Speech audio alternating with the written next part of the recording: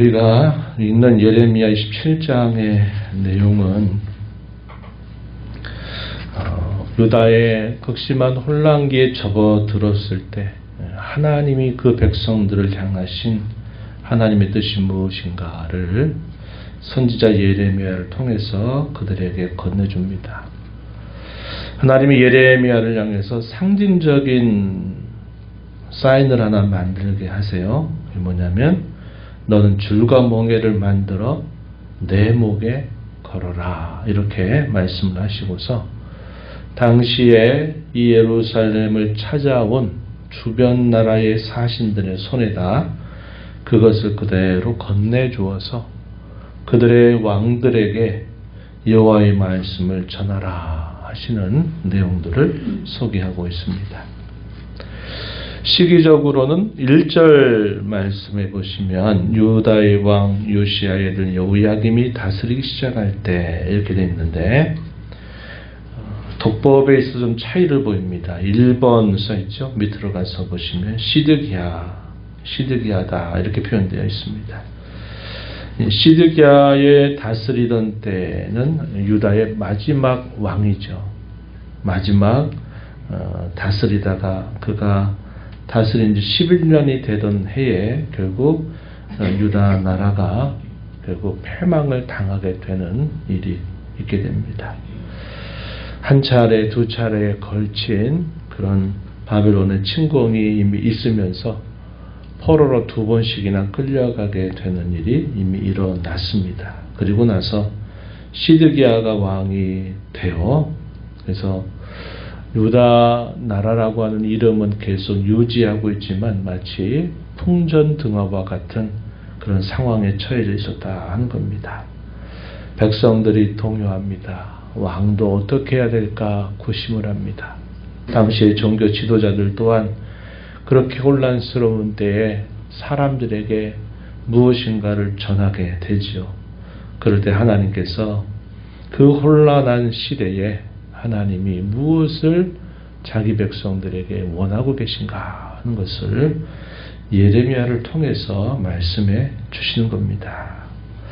2절에 보니까 여호와께서 예레미야에게 말씀하십니다. 너는 줄과 멍에를 만들어 내 목에 걸어라. 그리고 3절에 보면 유다의 왕 시드기야를 보러 예루살렘에 온 사신들의 손에 그것을 주어라. 곧 에돔, 모압, 암몬, 두로, 시돈의 왕에게 사신들을 통해서 이것을 보내라는 겁니다. 그러면서 그들에게 말씀을 전하라고 하시는 거죠.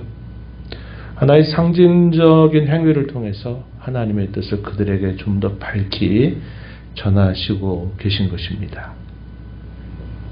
4절 말씀에 이어서 보면 만군의 여호와 이스라엘 하나님께서 이와 같이 말씀하시되 너희는 너희의 주에게 이같이 전하라. 5절에 나는 내 큰 능력과 나의 쳐든 팔로 땅과 지상에 있는 사람과 짐승들을 만들고 내가 보기에 옳은 사람에게 그것을 주었다. 하나님이 온 세상의 창조자이면서 주권자다라는 사실을 사신들에게 건네주고 있는 말이죠. 그러면서 내가 보기에 하나님이 보시기에 그의 주권에 따라 옳은 사람에게 그것을 주었다.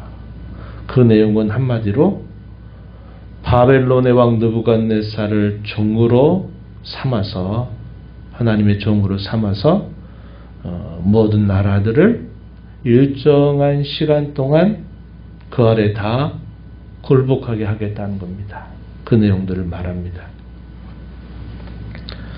6절에 보면 내 종 바벨론의 왕 느부갓네살의 손에 주고 또 들 짐승들을 그에게 주어서 섬기게 하였다. 언제까지? 보면 7절에 그 땅의 기한이 이르기까지 섬기리라 이렇게 말합니다. 하나님이 정하신 기한, 하나님이 정하신 시간만큼 하나님께서 그렇게 하시겠다, 이것이 내 뜻이다 라는 사실을 이방의 나라들에게 이것을 전하라고 했다는 겁니다. 이게 좀 특별하죠. 왜 이방에, 특별히 유다 나라를 둘러싸고 있는 주변의 여러 나라들의 왕들에게 이러한 사실을 말하라고 하실까? 그 의도를 우리가 좀 생각해 보면, 하나님께서 그 유다 백성들, 교만하고 완고하고 계속적으로 거여가는 그 백성들을 주변 나라의 왕들에게 다 알리시면서 그들을 바닥까지 낮추시는 하나님의 뜻이 있다는 겁니다. 그런데 그러한 것이 하나님이 정하신 시간만큼 그렇게 낮추시겠다는 사실이죠. 낮추시고 끝나는 게 아니라 또 그 이후에 하나님이 또 하신 일들을 말씀하고 있다는 겁니다.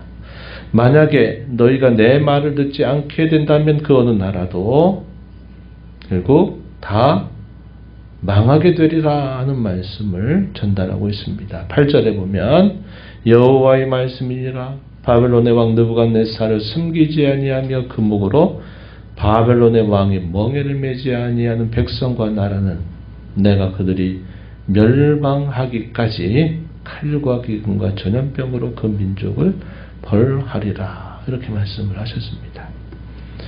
하나님이 밝혀주시는 뜻이 그 바벨론 나라를 섬기라는 겁니다. 참 이해하기 힘든 말씀을 하신 것이죠. 우리가 다니엘서를 통해서 그 당시 이 바벨론의 초대 왕이었던 느부갓네살에게 특별하게 주셨던 계시적인 꿈을 우리가 떠올려 볼 수 있겠죠. 금으로 만든 신상을 보이시는 일, 또 중앙에 한 큰 나무가 하늘로 뻗어 있는 그 나무의 꿈을 통해서 하나님은 다니엘을 통해 이 느부갓네살에게 분명한 하나님의 주권을 그에게 알려주셨습니다. 그가 금머리로 상징되는 모든 나라를 다스리는 주권자로 분명히 세움받았지만 때가 되면 한 뜨인 돌이 날아와서 이 신상들을 다 부술 것이라고 분명히 말씀하는 거죠. 그가 꾼 꿈의 내용이 바로 그런 꿈을 가지고 있었습니다. 그 꿈은 하나님이 온 세상의 주권자로서 당신에게 왕이 되는 이 권한을 주셨다는 겁니다. 그러나 왕의 나라도 결국은 망하게 될 것이라는 거죠. 메데 바사 나라에 의해서 패망을 당하게 될 것이다 겁니다. 그러나 훗날에는 그 모든 신상들을 부수게 될 돌이 날아와서 그 모든 신상을 부술 것이라는 겁니다. 그걸 통해서 무엇을 말씀하시느냐? 영원히 쇠하지 않는 나라, 흔들리지 않는 나라, 요동치지 않는 나라, 영원한 나라를 세우실 것이다 하는 사실을 느부갓네살에게 분명히 밝히셨다 하는 겁니다. 그러나 오늘 우리가 읽은 이 본문 속에서는 주변 나라들을 향해서 너희는 바벨론 왕을 섬겨야 된다. 그것이 하나님이 정하신 때까지는 그렇게 해야 된다. 이렇게 말합니다. 하나님이 정하신 때, 연단과 훈련과 낮아짐과 겸손해야만 되는 그런 때를 이렇게 말씀하고 계신 것이죠. 시편 105편 18절과 19절 말씀에 보면 요셉에 대한 하나님의 섭리를 잘 말씀해 주는 내용이 소개됩니다. 어떤 말씀인고 하니 하나님께서 요셉을 미리 애굽에 보내셨다는 거예요. 보내서 하나님의 말씀이 응할 때까지 그의 발에 착고를 채우셨다는 겁니다.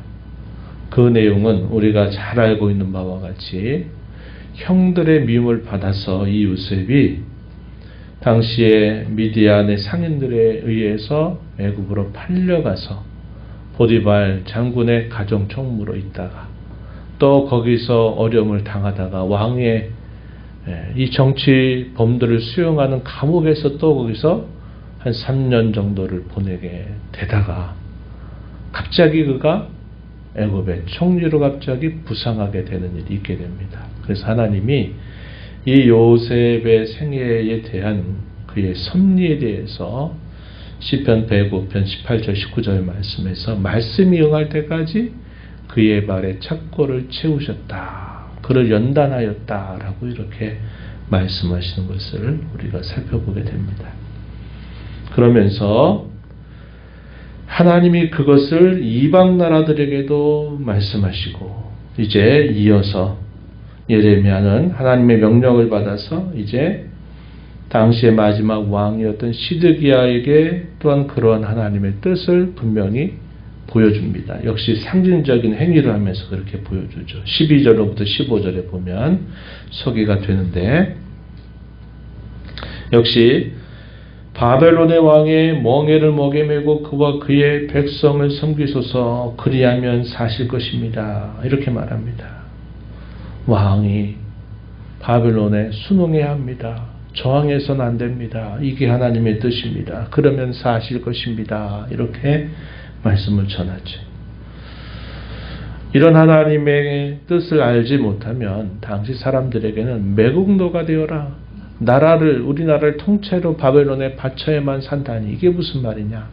이러한 생각을 하게 될 것입니다. 그러나 하나님은 그렇게 하는 것이 살 길이다 말씀하시고 만약에 그렇게 하지 않게 된다면 칼과 기근과 연병에 의해서 다 심판을 받게 될 것이다 라는 사실을 전합니다. 그러면서 거짓 예언을 하는 선지자들의 말을 듣지 말 것을 촉구합니다. 당시 이 선지자들의 말이 어떤 말이었을까요? 선지자들의 말은 14절에 보면 바벨론의 왕을 섬기게 되지 아니하리라 하는 선지자의 말 듣지 마소서 이렇게 말합니다. 그들은 여호와께로부터 받은 예언을 하는 게 아니라 거짓된 예언을 하는 자들이다. 그 선지자들은 다 멸망할 것이다 라고 하나님이 예레미야를 통해서 시드기야에게 말씀을 전달해 주십니다. 또 이어지는 내용을 보면 16절부터 18절에 보면 이제는 제사장들과 백성들을 향해서 똑같은 메시지를 예레미야가 들려줍니다. 거짓 선지자의 말을 믿지 말라는 거예요. 어떤 것인가? 16절에 보면 성전의 기구를 바벨론에 속히 돌려보내리라고 너희에게 예언한 선지자들의 말을 듣지 말라 이렇게 말합니다. 거짓 선지자들의 말 역시 듣지 말 것이라 이렇게 촉구하면서 바벨론의 왕을 섬기는 것이 살 길이다 라고 여전히 전달하게 됩니다. 만약에 그가 참된 선지자라면 하나님의 말씀을 진정으로 그들이 가지고 있다면 올바르게 하나님께 겸손히 간구를 할 것이지 성전의 기구들이 간다 하더라도 속히 옮겨지리라고 하는 이런 말을 하는 자들은 다 거짓 예언을 하는 자들이라 이렇게 말하게 됩니다. 하나님이 이 성전 기구들을 언제 옮기시느냐 이것도 그분이 때가 되면 옮겨 주실 것이다 라고 말씀을 하십니다. 22절 마지막 절에 한번 보시면 그것들이 성전 기구들을 말합니다. 바벨론으로 옮겨지고 내가 이것을 돌보는 날까지 거기에 있을 것이니라. 그 후에 내가 그것을 올려와 이곳에 그것들을 되돌려 두리라. 여호와의 말씀이니라. 이렇게 말합니다. 그래서 우리가 살펴보게 되는 이 메시지가 하나님이 처음 바벨론이 들어오기 전에 하셨던 말씀은 우리가 어제 읽었던 26장의 말씀처럼 이제라도 여호와께로 돌이킨다면 그의 뜻을 돌이키신다고 분명히 말씀하셨다고 전달했습니다. 26장 3절 18절 말씀에서 이제라도 하나님 앞에 돌아온다면 하나님이 재앙을 내리시겠다고 하는 그분의 뜻을 돌이킬 것이라고 이야기했습니다. 그러나 이제 어떻게 됐습니까? 그 말을 듣지 않았죠. 그 이후에 첫 번째 침공, 두 번째 침공이 생기면서 시드기야가 마지막 왕이 됐습니다. 그때 하나님의 뜻은 이젠 더 이상 그런 말씀을 전하지 않아요. 이제는 너희가 바벨론에 순응하는 것이 하나님의 뜻이다 라고 말씀하고 있습니다. 돌이킬 기회는 이미 타임아웃, 이미 시간이 다 지나버렸다 이 말이죠. 이제는 다른 것을 순종할 것을 요구하는데 바벨론 왕을 섬기라 하는 것은 징계를 감당하는 것이 너희가 살 길이다 라고 말씀하고 계신 것입니다. 징계 없는 회복을 바라지 말고 징계를 통하여 그들이 진정으로 깨닫고 낮아지고 겸손해져서 할 때 하나님이 그들을 다시 회복시키실 것이다 라는 사실을 보여주고 있는 것입니다. 하나님 백성들이 언제나 변함없이 살 수 있는 방법이 하나 있어요. 그건 뭘까요? 겸손입니다. 겸손. 그리고 순종이에요. 하나님이 하시는 말씀에 겸손과 순종으로 반응하게 될 때 하나님 백성은 자신들이 어떤 상황 속에 있어도 살 수 있다라는 사실을 성경은 우리에게 가르쳐 주고 있습니다. 혼나지도 않고 회복을 바라는 것은 그 회복의 의미가 뭔지를 모르는 거죠. 부모님이 매를 드니까 무조건 잘못했다고 얘기하면서 제발 좀 매를 대지 말아달라고 하는 겁니다. 근데 뭘 잘못했는지를 깨닫지 않아요. 우선 매가 무서우니까 그 매만 피하고 보자 하는 겁니다. 그리고 그냥 지나가면 어떻게 될까요? 그 자녀가 깨닫습니까? 못 깨달아요. 아유, 다행이다.